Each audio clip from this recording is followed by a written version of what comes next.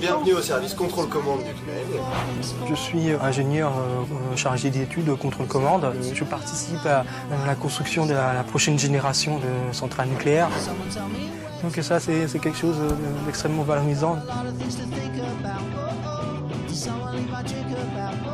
vraiment la cuve, puis après il y a toute la transmission électrique, et puis là c'est la salle de pilotage. La journée type, c'est beaucoup de relecture de documents. C'est que nous travaillons dans un service. Nous sommes tous relecteurs de collègues. Nous sommes une cinquantaine d'ingénieurs, soit chargés d'études, soit chargés d'affaires. Ambiance très bien. J'aime bien ici.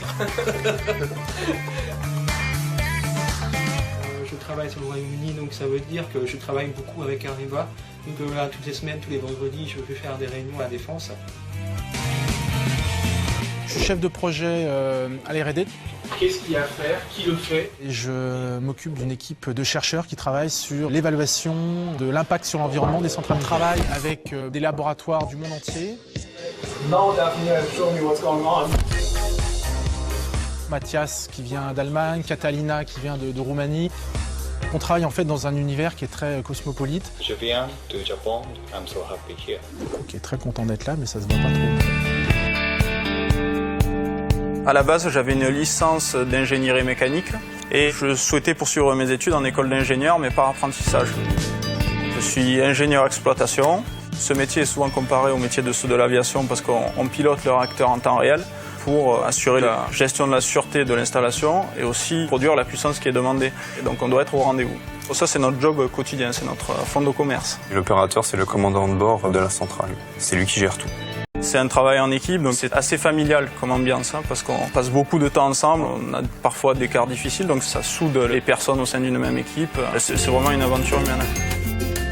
J'ai fait l'exploitation pendant 20 ans et j'ai fait 14 ans de maintenance automatisme derrière. Donc ça fera 34 ans au mois d'avril.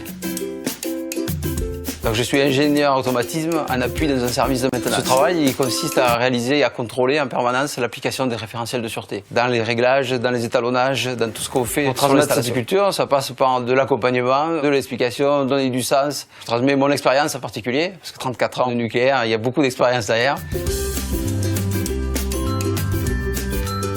Travailler avec différentes populations, que ce soit les jeunes ou avec les pairs, on va dire. Avec les pairs, on est un débat d'experts. Et de la confrontation en sort une amélioration. Les jeunes, c'est un peu plus facile en termes de communication, et donc on est plus directif. Mais ils ont un œil neuf et il faut les écouter. Ils découvrent des choses aussi. Moi, j'ai étudié génie chimique, génie des procédés à l'Université de Barcelone. J'ai travaillé au CEDRE, au service chimie, microbiologie et fluents, et je pilote les noyaux durs chimie secondaire. L'objectif, c'est d'optimiser les conditionnements chimiques du circuit afin de limiter les phénomènes de corrosion pour garantir la sûreté de nos installations. Donc on doit être vraiment force des propositions et d'innovation. On propose des études, on monte des partenariats, des collaborations. On travaille dans l'anticipation, la préparation de l'avenir. Toute cette analyse et collecte des retours d'expérience, ça se fait avec toutes les études qu'il y a de EDF, mais aussi tout ce qu'il y a à l'international. Ça, c'est un rôle qui est très très important. La création du réseau international. J'ai quelques congrès connus sur les nucléaires ou sur la chimie. On voit énormément de gens, donc ça, c'est très très riche.